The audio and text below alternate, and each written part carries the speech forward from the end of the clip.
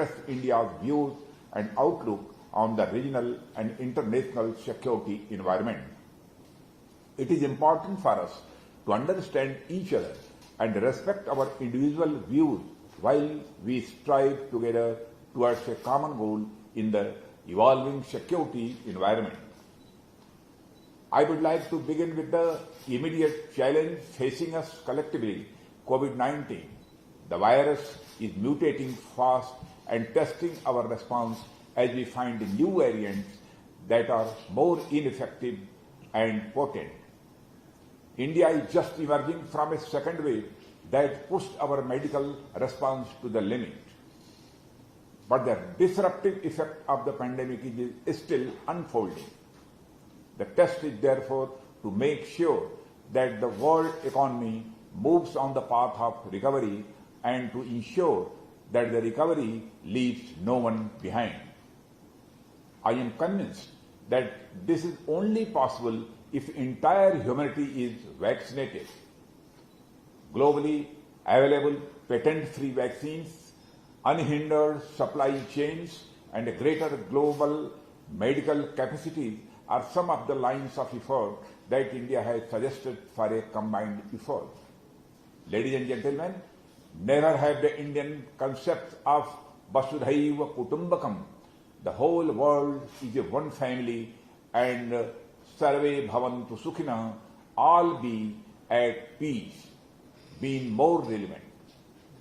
Today, an outlook that envisages the world as a family will encourage a shared approach. As we look at the present regional and international security environment, new challenges to international peace and security are emerging.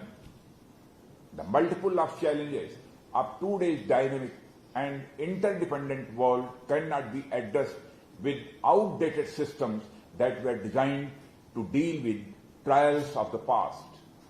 Ladies and gentlemen, India calls for a free, open, and inclusive order in the Indo-Pacific based upon respect for sovereignty and territorial integrity of nations, peaceful resolution of disputes through dialogue, and adherence to international rules and laws.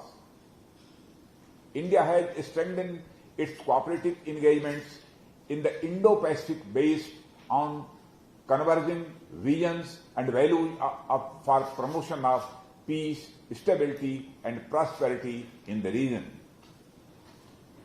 Premised upon the centrality of ASEAN, India supports utilization of ASEAN-led mechanisms as important platform for implementation of our shared vision for the Indo-Pacific.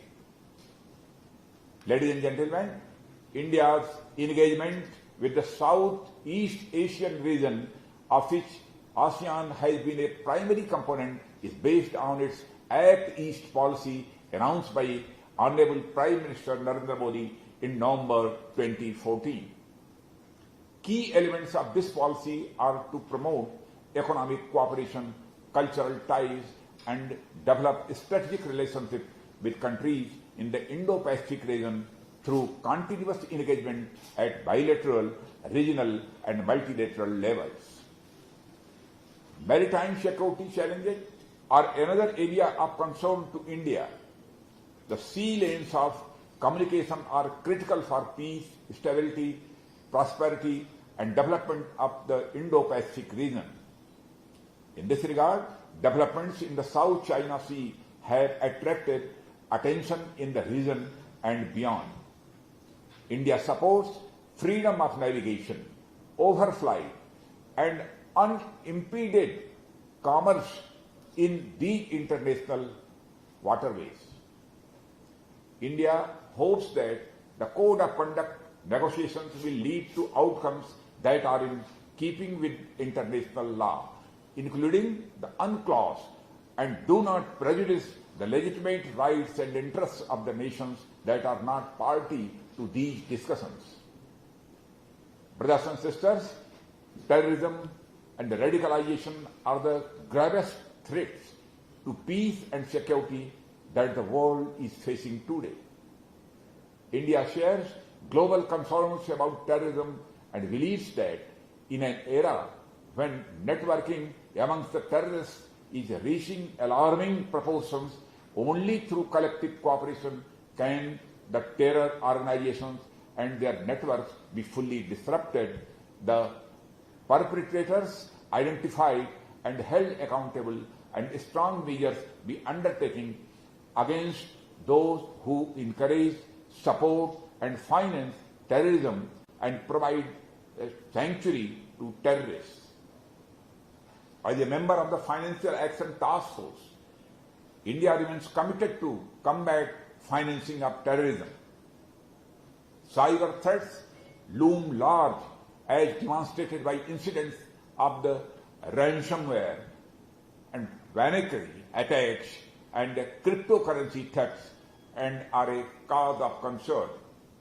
A multi-stakeholders approach guided by democratic values with a governance structure that is open and inclusive and a secure, open and stable internet with due respect to sovereignty of countries would drive the future of cyberspace.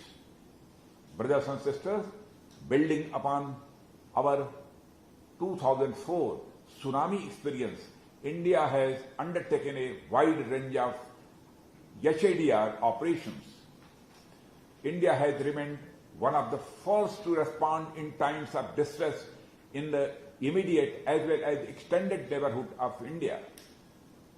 As a founding member of the heads of Asian Coast Guard agencies meeting, India seeks to enhance capacity building through collaboration in the areas of maritime, search and rescue. India shares a deep connect with ASEAN and has continued its active engagement in many areas contributing to regional peace and stability, particularly through ASEAN-led mechanisms such as East Asia Summit, ASEAN Regional Forum and ADMM Plus. The India-ASEAN strategic partnership has been strengthened by virtue of flourishing cultural and civilizational links and enhanced people-to-people cooperation. India continues to attach importance to ASEAN's centrality and unity in ensuring peace and stability in the region. Brothers and sisters, finally, I would like to conclude by thanking Brunei Darussalam, the chair of the ADMM Plus 2021, for the flawless conduct of the event despite the restrictions imposed by the pandemic. I also thank all of you for a patient hearing. Thank you very much. Jai Hind. Thank you, Excellency, for sharing with us your views on the evolving security environment. Indeed, the COVID-19 pandemic has been unrelenting